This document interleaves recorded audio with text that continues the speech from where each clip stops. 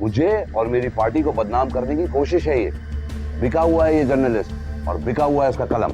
मैंने तुम्हारे अब्बा से तुम्हें आरिफ के लिए मांग लिया है, वो राजी भी हो गई। मैं बहुत जल्दी तुम्हारी शादी करने वाली हूँ। तुम वाकई बहुत खुशनसीब हो कि जिसे चाहती हो वो तुम्हें मिल जाएगा। फिर जितनी जल्दी हो सके फैसला करो। मुझे 2 महीने में तुम्हारे सर पर सेहरा देखना है।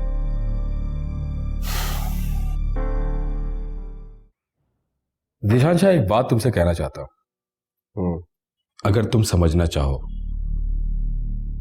कौन सी बात? मेरी समझ में नहीं आई बात कि तुमने लड़की देखी, पसंद किया और शादी का फैसला कर लिया। वो ठीक है, मगर इतनी जल्दी क्या थी? देख, कुछ फैसले जल्दी करने पड़ते हैं, लेकिन तू क्यों देर चाहता? नहीं नहीं, मैं देर नहीं चाहता। मैं बस इतना चाहता हूं कि तुम जल्दबाजी में कोई गलत फैसला ना कर दो। बात कुछ है और तू कुछ और कर रहा है। कम टू द पॉइंट, साफ साफ बता दे दिल में क्या है। लड़की राजी नहीं, वो अलग मिजाज की है, वो अपने घर वालों की बात भी नहीं सुनती, वो अपनी ही धुन की है यार। कोई बात नहीं, करने दे इनकार, लेट डू इट, जी भर के इनकार करें, क्योंकि मैं उसको उसकी मर्जी से हासिल करना चाहता हूं। यार तुम्हारा स्टाइल भी अलग है, मगर मैं तुम्हारे जब्त से खौफजदा हूं, क्योंकि तुम अपनी हार से बिखर जाते हो। परेशान होने की जरूरत तो नहीं है तुझे मुज्तबा। खेल दे खेल, शिकारी और हिरनी का खेल, बूम। वो तो मैं देख रहा हूं, मैं तुम्हारे बारे में इस वक्त नहीं सोच रहा, मैं बस उस हिरनी के बारे में सोच रहा हूं। उसके बारे में ना सोच, क्योंकि वो मुझसे जितना दूर जाएगी मेरी तलब की शिद्दत उतनी बढ़ जाएगी। शिकार का मजा तो आता ही जब शिकार मुश्किल से शिकार होता है। दिशान शाह, यार वो लोग बहुत सीधे साधे हैं, कुछ प्लीज ऐसा वैसा मत कर देना। मशवरा देने की जरूरत नहीं है तुझे, मैं जानता हूं मुझे क्या करना है, बच्चा नहीं, और ये भी मालूम है कि कब करना है। ओ नहीं नहीं, मैं तुम्हारा गुस्सा जानता हूं, मेरा मतलब ये नहीं था, लेकिन मैं जाऊंगा उनके घर पे। ना, thank you very much, I don't need this. तू नहीं जाएगा वहां, तेरा काम खत्म हो गया है,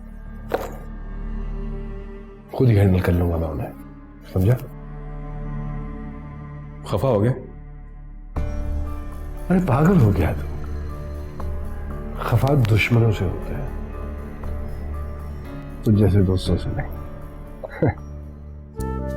बहुत सन्नाटा रहता है मेरे एतराफ में अब भी, मेरी आवाज सुनती है मेरी खामोशियां अक्सर, कि ये मुमकिन है मिल जाओ किसी रास्ते में तुम मुझसे, फिजाएं मुझसे करती हैं यही सरगोशियां अक्सर।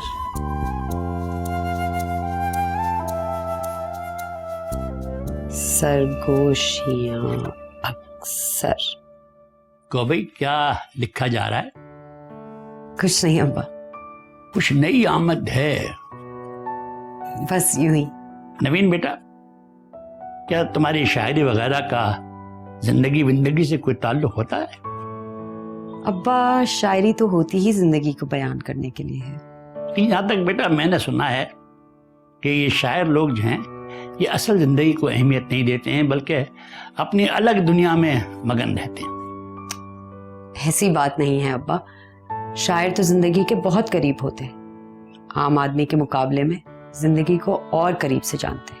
तो बेटा इसका मतलब है कि शायर तो कभी बर्बाद होता ही नहीं होगा, इसलिए कि उसे ज्यादा समझ बूझ होती है। शायद आप मुझसे कुछ और कहना चाह रहे हैं। जो मैं कहना चाहता हूं वो तुम सुनना नहीं चाहती। नवीन बेटा, मुझे तुमसे बहुत दुख पहुंचा है। क्यों अब्बा, मैंने ऐसा क्या किया है? नवीन बेटा, हमने तुम्हें बड़ी मोहब्बत से पाला पोसा है, तुम्हारी खुशी में खुश हुआ हूं, तुम्हारे दुख पर रोया। मुझे मालूम है अब्बा, मैंने आपकी और अम्मी की मोहब्बतों का कब इनकार किया है? तो फिर तुमने हमारी बात का भरम क्यों नहीं रखा, रिश्ता कबूल क्यों नहीं किया? तुम्हें पता है कि हमें कितनी शर्मिंदगी से गुजरना पड़ रहा है। आप चाहते हैं कि मैं ज़ीशान शाह का ये रिश्ता कबूल कर लूं, मगर उसके हवाले से कुछ भी जानने की कोशिश नहीं कर रहे। आपको उसकी दौलत के आगे ना कुछ नजर आ रहा है और ना ही आप कुछ सोच रहे हैं। बेटा, दौलत के आगे क्या देखना सोचना?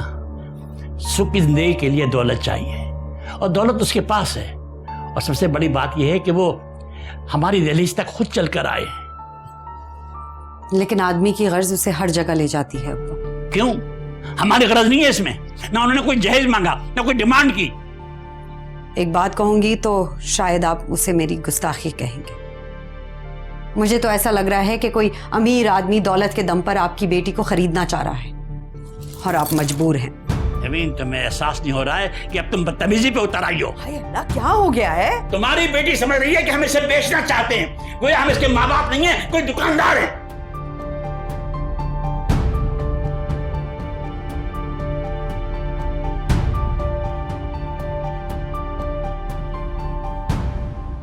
ज़ीशान शाह, मुझे मालूम था कि इस पार्टी की मीटिंग कॉल होने वाली है।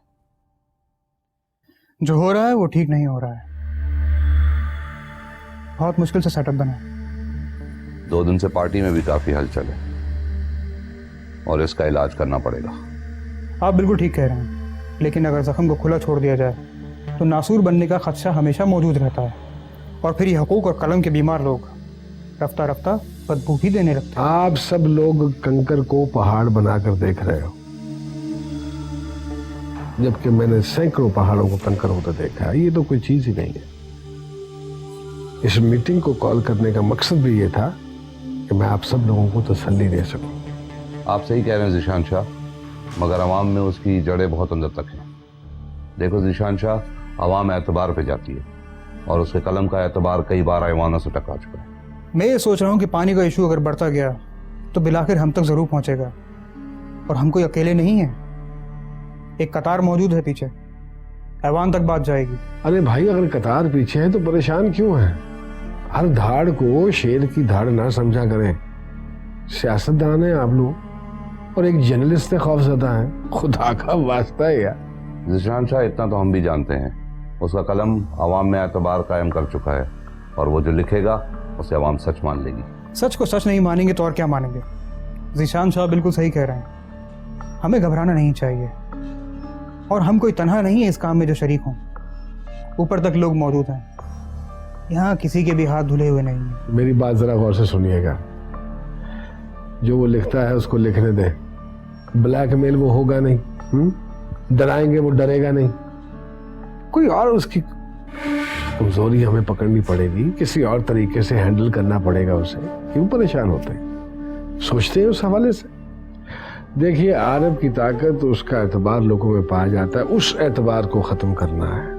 कोई वाकया, कोई कमजोरी तो होगी ना उसकी जो हम उसके अगेंस्ट इस्तेमाल कर सकें, वो ढूंढनी है हमें। आदमी है यार, वो फरिश्ता नहीं है। तब तक मैं पार्टी को खुद संभाल लूंगा।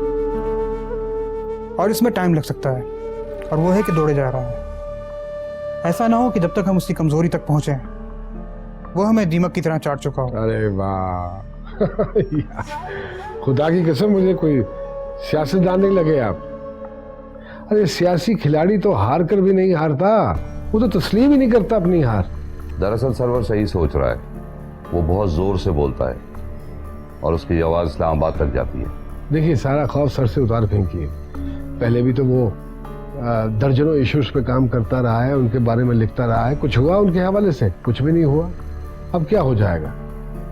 खैर, मैंने एक ईमेल की है आप दोनों को, उसको जरा पढ़िएगा गौर से। लेकिन क्या है उसमें? अरे वो ईमेल आप लोगों को तफसीलन पढ़नी पड़ेगी और बड़े गौर से पढ़नी पड़ेगी। अरे जुर्म वही होता है जो तस्लीम कर लिया जाए। तफ्तीश हो रही है, होने दीजिए, देखा जाएगा। क्यों टेंशन लेनी है? चलिए उठिए, कुछ खाते पीते हैं। आइए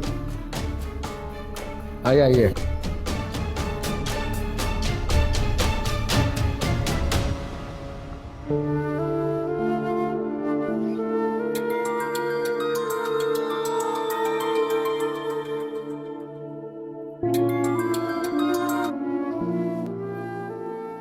हेलो, हाँ मैं बोल रहा हूँ। मैं ये आवाज और लहजा पहचानती हूँ। हाँ लेकिन तुम्हारे कहने से ये पता नहीं चला कि तुम्हें ये आवाज और लहजा अच्छा लगता है या बुरा। मिस्टर आरिफ, पसंद को वजाहत की जरूरत नहीं होती, ये अपनी खुशबू से ही पहचान ली जाती है। बड़ा शायराना जवाब दिया है तुमने। कैसे फोन किया? एक्चुअली वो एक नया टीवी चैनल है, वो एक अदबी प्रोग्राम कर रहे हैं और अपने शो में एक शायरा को बुलाना चाह रहे थे इंटरव्यू के लिए। मैंने तुम्हारी इजाजत लिए बगैर तुम्हारा नाम दे दिया था और वहां से फोन भी आ गया कि तुम्हें बुला लें। व्हाट? आरिफ तुम पागल हो गए हो क्या? मेरा इंटरव्यू? मैं इतनी कोई बड़ी शायरा नहीं हूँ। बड़े लोगों को पता नहीं होता कि वो कितने बड़े हैं। तुम कल ऑफिस से तैयार है ना? 5 बजे मैं तुम्हें पिक कर लूंगा वहीं से। अरे प्लीज मत करो, मुझसे बात नहीं होगी। क्या कहूंगी मैं? अरे क्यों नहीं होगी बात? अच्छा सुनो, कोई बहाना नहीं चलेगा, कल शाम 5 बजे। Okay bye. Arif please, Arif, Arif.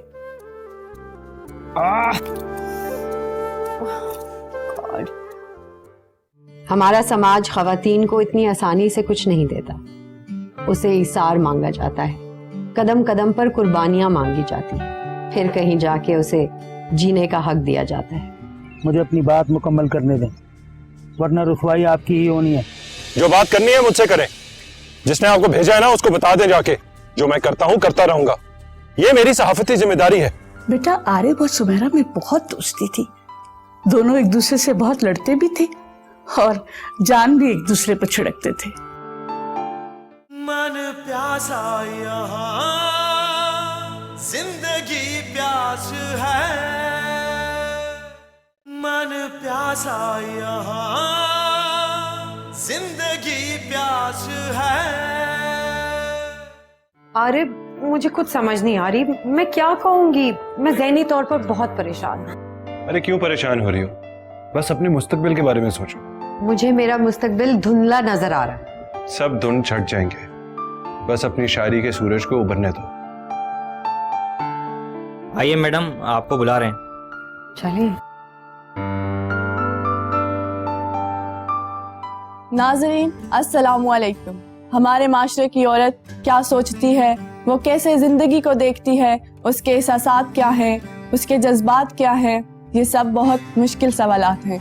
आज हमने एक ऐसी शायरा को मदऊ किया है जिनकी शायरी की उम्र तो ज्यादा नहीं, पर उनकी सोच और फिक्र बहुत गहरी है।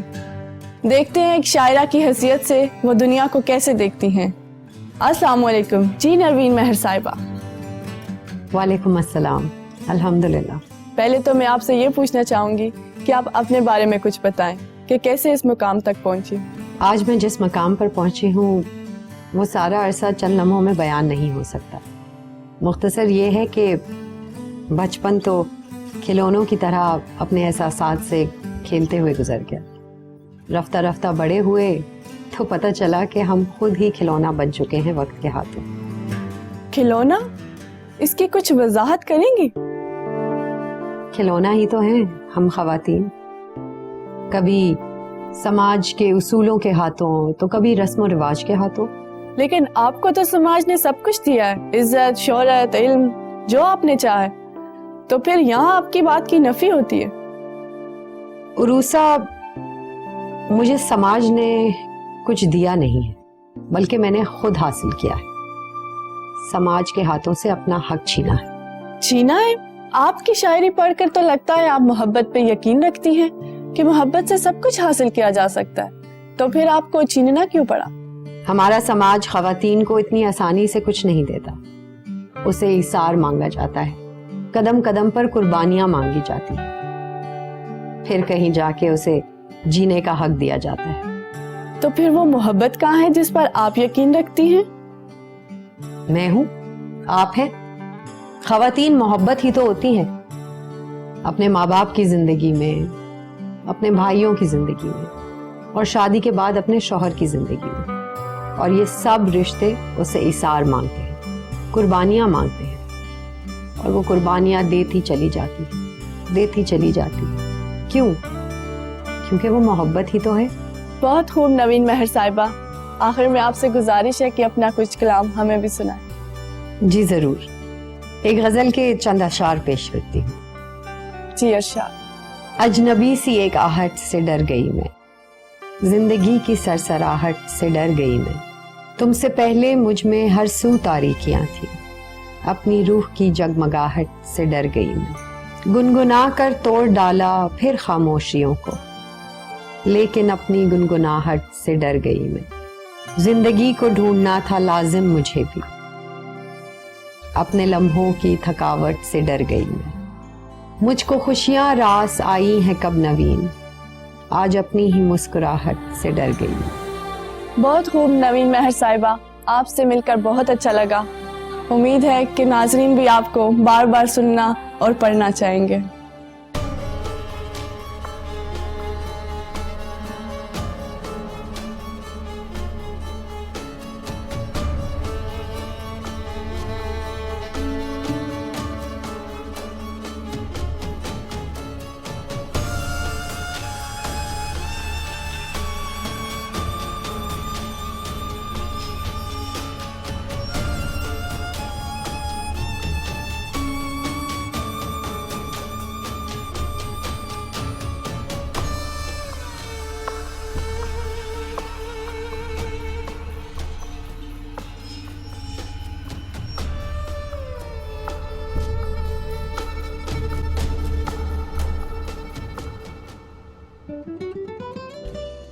क्या हम बहुत जल्दी करीब आ गए आर्य? नहीं, बल्कि मेरे लिहाज से तो हम 1-2 सदियां लेट हो गए। जब भी बात करना अनोखी ही कर। तुम जो अनोखी हो, तुम्हारे साथ बात भी अनोखी करनी पड़ती। ऐसे शुक्र है हम कहीं आके बैठ गए। क्यों, तुम थक गए हो क्या? अरे नहीं, मैं अपने हवाले से नहीं कह रहा था, मैं तो तुम्हारी वजह से कह रहा था। कहीं चलते चलते तुम्हारे नाजुक एहसासात तुम्हारे नाजुक कदमों में टूट के बिखर ना चाहिए। यानी अब आप भी शायरी करने लगे? well, हाँ, एक शायरा से मोहब्बत करता हूँ, थोड़ी बहुत तो शायरी आनी चाहिए ना, रोजाना इजहार के लिए। क्या मोहब्बत में रोजाना इजहार जरूरी होता है? हाँ, जरूरत तो होती है, कम से कम जब तक महबूबा बीवी ना बन जाए। क्या यानी बीवी को इजहार मोहब्बत की जरूरत नहीं हो? पता नहीं क्यों लोग समझते हैं कि जब महबूबा बीवी बन जाती है तो फिर उसके बाद इजहार मोहब्बत की जरूरत नहीं रहती। लोगों की बातें छोड़ो, ये बताओ तुम क्या समझते हो? well, मैं तो ये समझता हूँ कि तारीफ करते रहना चाहिए, कभी आंखों की, कभी बालों की, कभी उसकी आवाज की। और ये तारीफें किसकी होनी चाहिए, महबूबा की या बीवी की? दोनों की। क्या? यानी बीवी की भी और महबूबा की भी? बच्चों, तुम्हारे इरादे कुछ समझ नहीं आ रहे। मैं कोई सियासी बयान तो नहीं दे रहा। अच्छा, वैसे ये बताओ, जाना तो हमें तुम्हारी अम्मी से मिलना था, लेकिन हम यहाँ आ गए, क्यों? बस मैंने सोचा अम्मी से मिलने से पहले हम लोग मिल लेते हैं, ताकि तय कर लें कि क्या बात करनी है। बस उनसे मिलना है, नहीं प्लानिंग करने की क्या जरूरत है ना जरूरत, बस ये सब इतना आसान नहीं है, वो थोड़ी जज्बाती सी है जरा। मसलन वो मेरा रिश्ता सुमेरा से कराना चाहती। तो क्यों नहीं की शादी उससे? क्योंकि हमारे दरमियान ऐसा कुछ नहीं है, और ना ही था। बस यही बात मैंने उनको भी समझा दी। और सुमेरा को कैसे समझाया? उसने खुद ही समझ लिया। मेरे ख्याल से वो किसी और से मोहब्बत करती है। हैरत की बात है, जो लड़की तुम्हारे इतने करीब रही है वो किसी और को चाहती है। उसे तुमसे मोहब्बत नहीं हुई? मुझ में ऐसा क्या है, मैं तो रोमांटिक भी नहीं। जानती हूं तुम बहुत ही मुख्तलिफ से आदमी हो। मैंने तुम पर एक नज़म कही है, सुनोगे? मुझ पे? इरशाद। तुम बहुत ही मुख्तलिफ से आदमी हो, जिंदगी को सोचते हो बेपनाह तुम, तुम ही मंजिल, खुद ही अपना रास्ता तुम। गुफ्तगू में खाक गोया है तुम्हारी, खामोशी में राज पनाह है तुम्हारी। यूं उजाले बांटते हो जिंदगी को, जैसे तुम ही खुद जिंदगी हो। तुम तकवा हो, मोहब्बत हो, वफा से हो। तुम खुशी का फैसला हो, मरहला हो। तुमसे बेहतर भी शायद तुम ही हो। बहुत मुख्तलिफ से आदमी। वाह वाह वाह, क्या तारीफ है।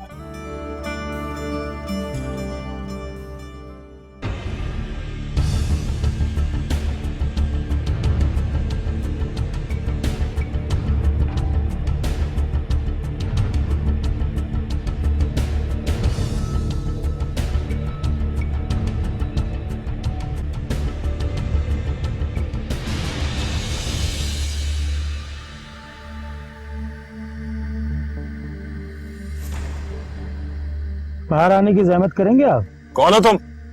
अरे बाहर तो आइए आरिफ साहब, कौन हूँ ये भी बता दूंगा। आओ। फरमाइए। हाँ भाई, सुना आजकल तबीयत ठीक नहीं है तेरी, है? इंसानियत और हुकूक का भूत चढ़ा हुआ है तुझे, और ये पानी के इशू भी बड़ा शोर कर रहा है तू, है? हाँ, होता है कुछ लोगों को हीरो बनने का बड़ा शौक, पर जब मार पड़ती है ना विलन से तो सारी हीरो बंदी बाहर आ जाती है उसकी। आरिफ, तुम छोड़ो इसे, गाड़ी में बैठो। ठहरिए मैडम, मुझे अपनी बात मुकम्मल करने दें, वरना रुसवाई आपकी ही होनी है। जो बात करनी है मुझसे करें। जिसने आपको भेजा है ना उसको बता दें जाके, जो मैं करता हूं करता रहूंगा। ये मेरी सहाफती जिम्मेदारी है, मेरी किसी से कोई दुश्मनी नहीं है। और दुश्मनी तू निभा भी नहीं सकता, बेहतर है सुलह कर ले उन लोगों से। और सब अपना अपना काम कर रहे हैं ना, तू भी कर। और तेरा काम है माँ की खिदमत करना, अपनी महबूबा की हिफाजत करना, वो कर।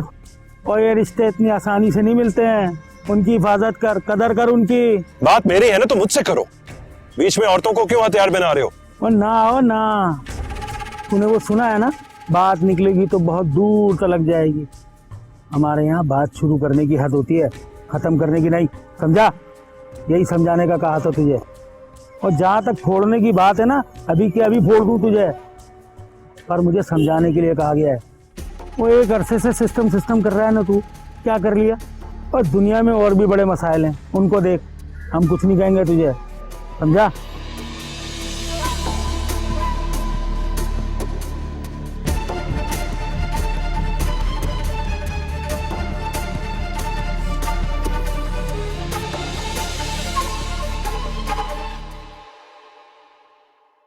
आज तुम्हारे अब्बा बहुत याद आ रहे हैं मुझे। जब तुम्हारे अब्बा जिंदा थे तो जिंदगी कितनी आसान थी। क्यों अम्मी, अब जिंदगी क्या मुश्किल है? मुझे शादी से पहले शायरी पढ़ने का बहुत शौक था, बहुत सारी किताबें थी मेरे पास। फिर जब शादी हुई तो मैंने पढ़ना छोड़ दिया कि पता नहीं ससुराल वालों को पसंद आए कि ना आए। अच्छा, लेकिन अम्मी दादा का घराना तो बहुत पढ़ा लिखा था। हाँ बेटा, तुम्हारे अब्बू ने मुझे समझते हुए बहुत सारी किताबें लाकर दी और फिर शायरी की इजाजत भी दे दी। हाँ मुझे याद है। अम्मी ये बताएं कि वो जो मेरी दोस्त है नवीन, आपको कैसी लगी? बहुत अच्छी बेटा, फिर दोबारा मिलवाओ ना उससे।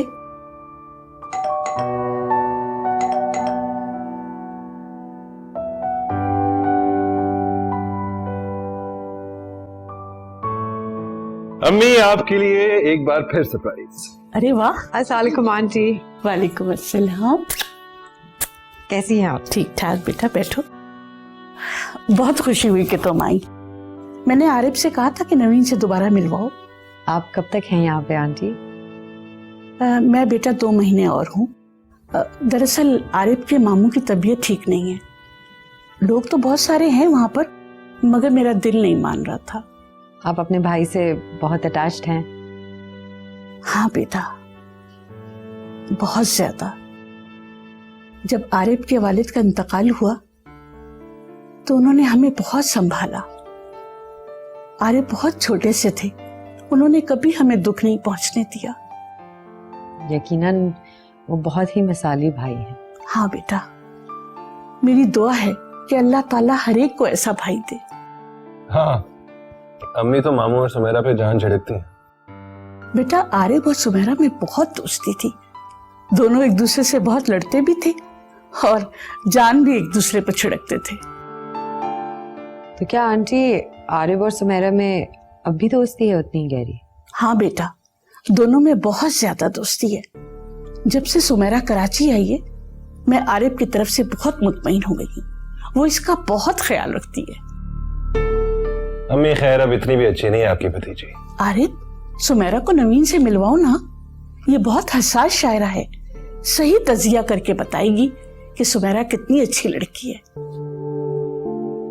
बिल्कुल ठीक कहा आंटी आपने। अम्मी क्या ख्याल है, कोई चाय वगैरह हो जाए? हाँ हाँ जरूर, मैं लेके आती।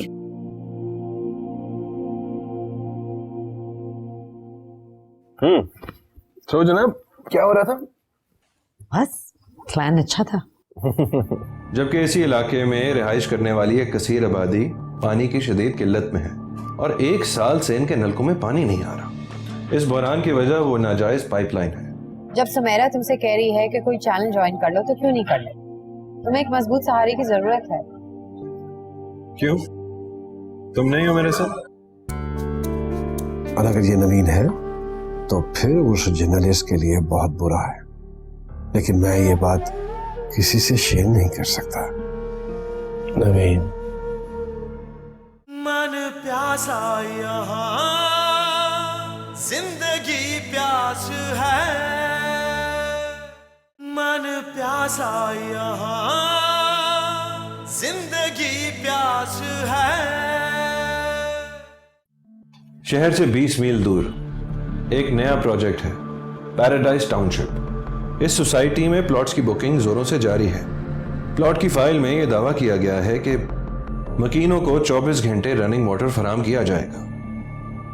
जबकि इसी इलाके में रिहाइश करने वाली एक कसीर आबादी पानी की शदीद किल्लत में है और 1 साल से इनके नलकों में पानी नहीं आ रहा। इस बहरान की वजह वो नाजायज पाइपलाइन है जो नहर से टाउनशिप तक पानी लेके आ रही है। जन्नत का वादा करने वालों ने लाखों अफराद की जिंदगी जहन्नुम बना दी है। मैंने अपने कॉलम में इसके जिम्मेदार अफराद के नाम बेनकाब किए हैं। मुझे उम्मीद है कि अथॉरिटीज इस गैर कानूनी काम पे जरूर नोटिस लेंगी और कार्रवाई भी करेंगी।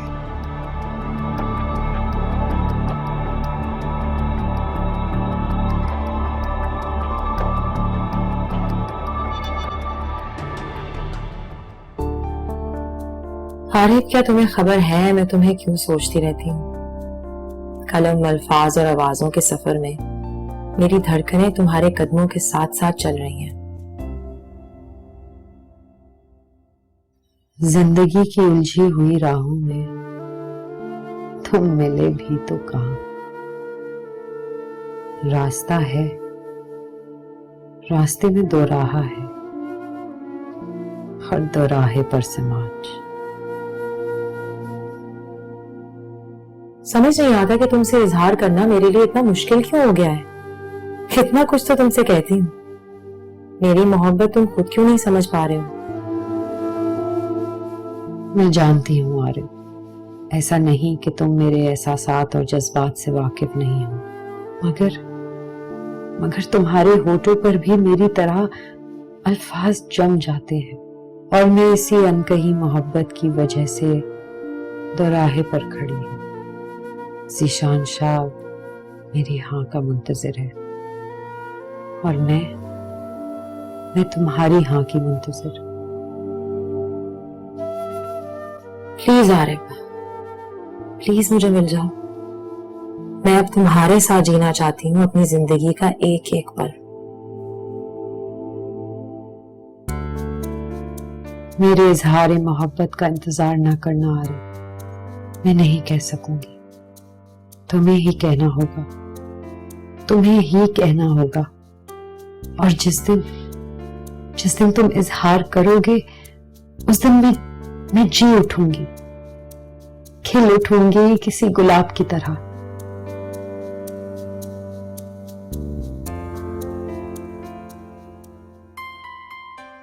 ये दोनों कौन थी? पता नहीं, फैंस थी, जर्नलिज्म पढ़ रही है। बड़े फैंस बनने लगे हैं तुम्हारे। वैसे ये लड़कियों को जंगो अदल का कब से शौक हो गया? मेरे हाथ में कलम है, तलवार नहीं। तो फिर लोग तुम पर इतना अटैक क्यों करते हैं? याद है पिछली बार क्या हुआ था? वैसे मैं सोच भी रहा था वो सब कुछ तुम्हारे सामने नहीं होना चाहिए। मेरे सामने ना होता तो मेरे पीछे होता रहता है। अगर तुम नहीं चाहती ये सब कुछ हो तो मेरे साथ रह करो। साथ रहना इतना आसान नहीं होता, इसके कुछ उसूल होते हैं। अच्छा, तो फिर बिछड़ने के असूल क्यों नहीं होते? उसूली तौर पे कोई बिछड़ना नहीं चाहता, बस ये तो जिंदगी के कुछ हादसात होते हैं जिनकी वजह से लोग बिछड़ जाते। लगता है तुम बिछड़ने की तैयारी कर रही हो। नहीं, मैं बस ये चाहती हूँ कि जो लोग तुम्हारे दुश्मन बन गए हैं वो तुम्हें नुकसान ना पहुंचाए। इस तरह तो होता है इस तरह के काम। जब सुमेरा तुमसे कह रही है कि कोई चैनल ज्वाइन कर लो तो क्यों नहीं कर ले? तुम्हें एक मजबूत सहारे की जरूरत है। क्यों? तुम नहीं हो मेरे साथ? अम्मी कैसी हैं तुम्हारी? उन्हें मुझसे मिलकर कैसा लगा? तुम बहुत अच्छी लगी उनको। वैसे भी तो तुम्हारी शायरी की बहुत बड़ी फैन है। नहीं, तो ऐसी मेरी हौसला अफजाई। नहीं, वो जिसके मुतालिक जो कहती हैं सच्चाई से कहती। मैं जरा खाना देख के आया।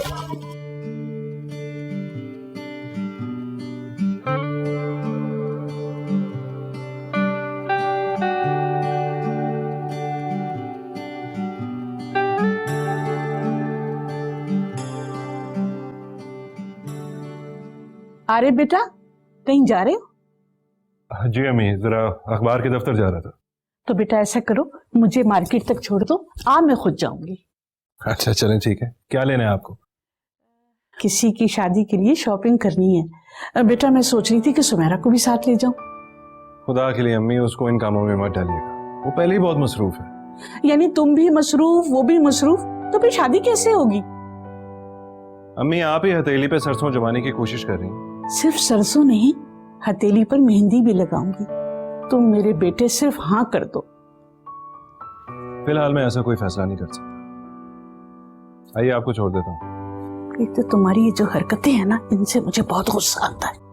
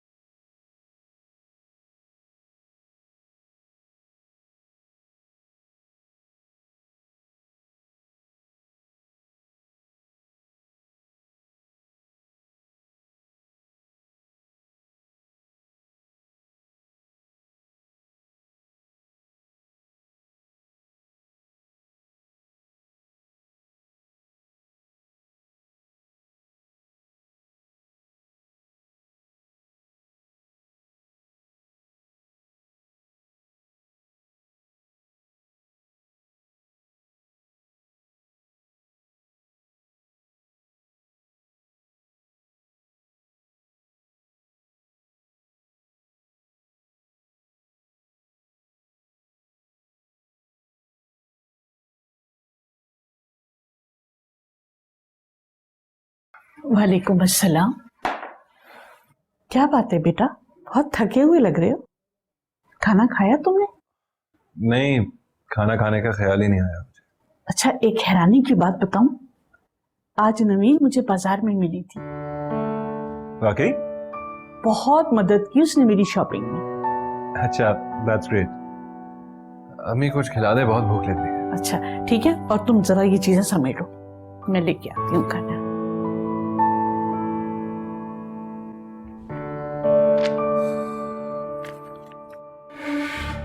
जितनी बार इस तस्वीर को देखता हूं ये नवीन ही क्यों लगती है मुझे।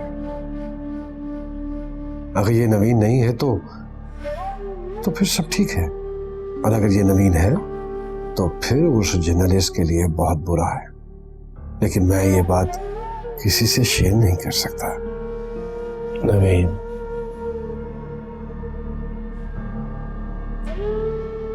नवीन को हासिल करना है।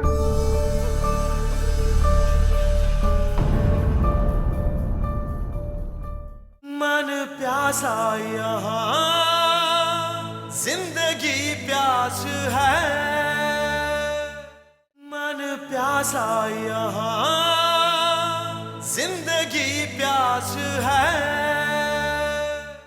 इस बात का किसी से जिक्र नहीं करना। मुश्तबा साहब कल मेरे ऑफिस आए थे आपके बारे में मालूमात करने के लिए। उनकी मार्फत कोई रिश्ता आने वाला है आपके घर, ये बात उन्होंने ही बताई थी।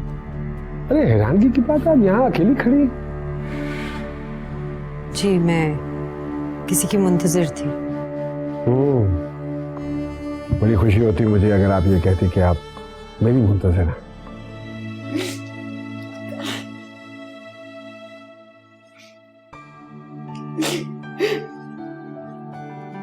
मेरी जिंदगी में बाहर आ गई। अब सेहरे के फूल कब खिल रहे हैं? फूल भी खिल ही जाएंगे। पप्पा तो राजी हैं, आरे भी राजी हो ही जाएगा। मन प्यासा यहाँ जिंदगी प्यास है,